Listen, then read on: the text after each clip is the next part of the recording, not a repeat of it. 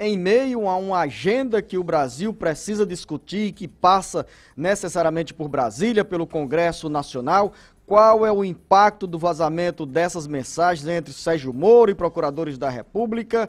Qual o desdobramento desses pedidos de investigação? Qual a influência que esse vazamento das informações pode ter sobre a pauta da votação do projeto de reforma da Previdência Social? Ou mesmo essa mensagem do governo federal que pede crédito suplementar de 248 bilhões de reais ao orçamento da União de 2019?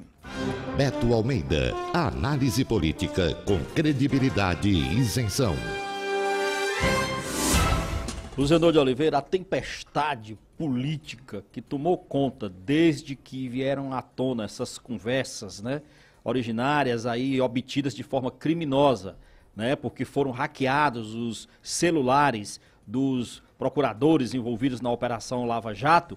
Então tornou-se o país desde domingo, quando foram divulgados os conteúdos, ou parte desses conteúdos, o mundo político parece que quer desabar. Mas eu acho o seguinte, que é preciso ter um pouquinho de calma nessa história. Gostei dessa frase do Fernando Henrique Cardoso, do ex-presidente, quando ele diz: é provável que estejam fazendo tempestade em um copo d'água. Primeiro vamos estabelecer as coisas e colocar as coisas em seus devidos lugares.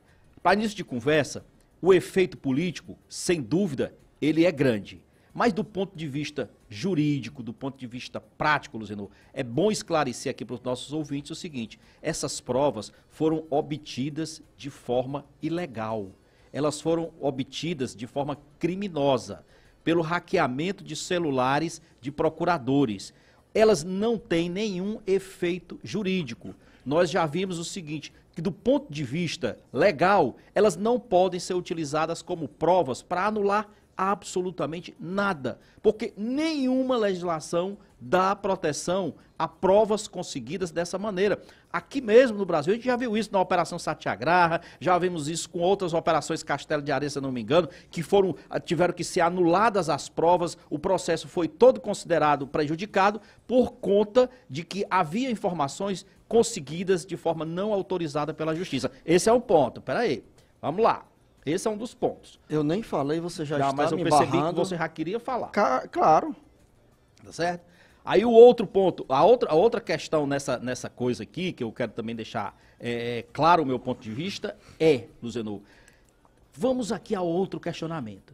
Em todas as coisas vazadas até agora, tem algo que mude a condição de condenado dos que estão aí hoje cumprindo pena, por exemplo, Zenor? Alguma coisa mudou em relação aos malfeitos que foram realizados e que foram, inclusive, confirmados por 3 instâncias de justiças, confirmando exatamente os malfeitos, os roubos, as irregularidades? Nada. Isso não alterou. Não tem um caso no vazamento das informações até agora que mostre, por exemplo, que foi feita um uso falseado de provas para acusar os que hoje estão cumprindo suas penas. Não tem. Então eu acho o seguinte: caldo de galinha não faz mal a ninguém. A gente sabe o seguinte, que hoje a oposição está cumprindo o papel. Quer colocar, como se diz, literalmente, Luzenor, farinha no ventilador. Mas não dá, Beto, jornalista Beto Almeida, para barrar, por exemplo, o andamento de projetos que são essenciais para o dia a dia dos brasileiros,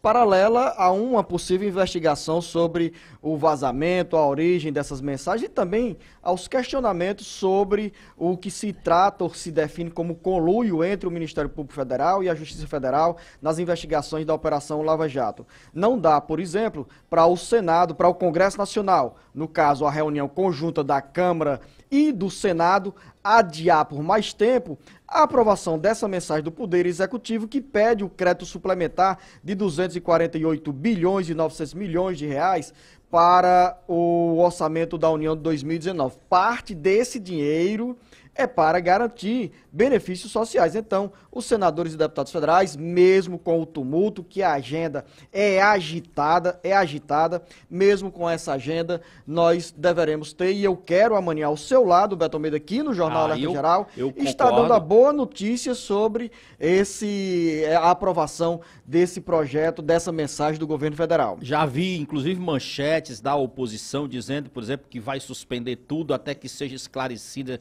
essas denúncias, que não vai votar em nada disso. Ou seja, Luciano, qual é o comprometimento que o Congresso Nacional, que deputados, principalmente, porque as matérias estão nesse momento na Câmara, tem, por exemplo, com a votação desses recursos suplementares de 248 bilhões de reais para que o Estado dê conta do pagamento de verba de custeio. Porque é bom que se diga, a partir do próximo dia 20 de junho, está aí, batendo na porta, Luciano, nós vamos ter idosos, carentes, que recebem aquele benefício do BPC, do benefício de prestação continuada, que vão ficar sem receber seus vencimentos, seus benefícios. Nós vamos ter, por exemplo, Luciano, o Bolsa Família que fica ameaçado. Nós vamos ter o pagamento dessas famílias prejudicados. Isso por conta de uma crise política. Tem que separar. A crise política é real, existe. As investigações devem ser conduzidas nas instâncias competentes para tal finalidade, mas o Brasil precisa andar. E o Sátiro